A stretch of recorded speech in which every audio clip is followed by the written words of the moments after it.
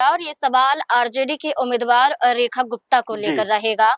उनका ये कहना है, एक बयान वो नीरज कुमार सिन्हा को लेकर देती हैं, बीजेपी उम्मीदवार को लेकर कहती हैं कि खड़ाऊ उठाने वाले को बीजेपी ने उम्मीदवार बना दिया। यानी कि पहले नितिन नवीन और उसके बाद अब यहाँ पर नीरज कुमार सिन्हा आ जाते हैं। इस बीच में जो आपने बात कही थी कि किसी को भी उतार दें, अगर इसे साफ शब्दों में कहा जाए तो रेखा गुप्ता ये कहती हैं कि बीजेपी द्वारा कहा जाता है कि बिल्ली, कुत्तों या किसी को भी टिकट दे दिया जाए तो वो भी जीत जाता है। तो फिर बीजेपी में इतना डर कैसे नजर आया कि उन्होंने अभिषेक बंटी का नाम हटा दिया, जबकि उनके पिता का मामला था, उनके बेटे का मामला नहीं था और खुद वो सफाई पेश कर रहे हैं, फिर भी उसके बाद ऐसा होता है। लेकिन इसमें सवाल रेखा गुप्ता को लेकर ये खड़ा हो जाता है कि ये देखा गया कि लालू प्रसाद यादव, राबड़ी देवी, मीसा भारती या आरजेडी के कोई भी एक ऐसा चेहरा उनके नामांकन के दौरान दिखाई नहीं दिया, जिसके बाद सवाल खड़े हो रहे हैं कि आप अपनी उम्मीदवारी कैसे बचा पाएंगे। देखिए, पहली बात तो ये है कि क्या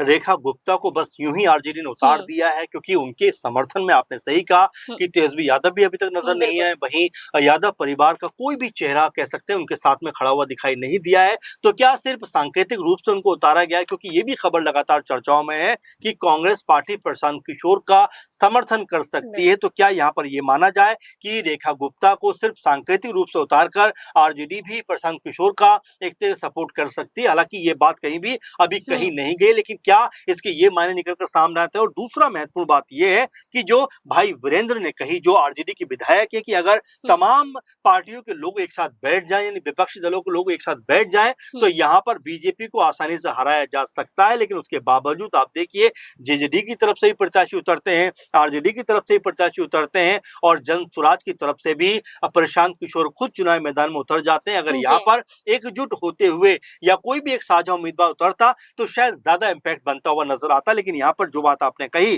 कि रेखा गुप्ता को लेकर क्या कोई माहौल आरजेडी में है, देखिए, पार्टी के लोग इस बात को लेकर खफा थे कि आखिर रेखा गुप्ता को चुनाव में क्यों उतारा गया, जबकि उनको लेकर पार्टी के अंदर ही एकजुटता नहीं है, कोई बहुत बड़ा चेहरा वो नहीं है। इसी बात को लेकर आपस में खटास देखने को मिली है, नाराजगी देखने को मिली है। और क्या इसी वजह से यादव परिवार का कोई भी शख्स जो है उनके नामांकन में दिखाई नहीं पड़ा? जैसा मैंने शुरू में कहा कि क्या ये सांकेतिक रूप से तो नहीं है कि आरजेडी ने बस रेखा गुप्ता को उतार दिया है और अभी तक उनके लिए कोई बड़ी बयानबाजी या उनके पक्ष में कोई बड़ी रैली होती हुई दिखाई नहीं पड़ रही। अब ऐसे में बड़ा सवाल ये बन जाता है कि बांकीपुर सीट, क्या उसके ऊपर आरजेडी अपना इम्पैक्ट छोड़ने में कामयाब रह पाएगी या यहाँ पर मुकाबला जो है वो प्रशांत किशोर और बीजेपी प्रत्याशी नीरज सिन्हा के बीच ही रहने वाला है? इस बात को लेकर आने वाले दिनों में जरूर कह सकते हैं कि तमाम तरह की बयानबाजी होगी। लेकिन फिलहाल तो ऐसा लगता है कि जो मुख्य मुकाबला है वो बीजेपी प्रत्याशी नीरज सिन्हा और उनके सामने जो मजबूत प्रत्याशी के तौर पर पेश हो रहे जनसुराज के प्रशांत किशोर, उनके बीच में यहाँ पर मुकाबला होता हुआ अभी तो नजर आ रहा है। बिल्कुल, भारतीय जनता पार्टी ने उम्मीदवार बदला और उम्मीदवार बदलने के बाद एक बड़ी नाराजगी साफ तौर पर बीजेपी के अंदर देखने को मिली। अब देखना होगा कि क्या इसका असर होगा भारतीय जनता पार्टी पर, बांकीपुर सीट को बचा पाती है या अपने गढ़ को गवा देगी बीजेपी। क्या लगता है आपको? अपनी राय कमेंट सेक्शन में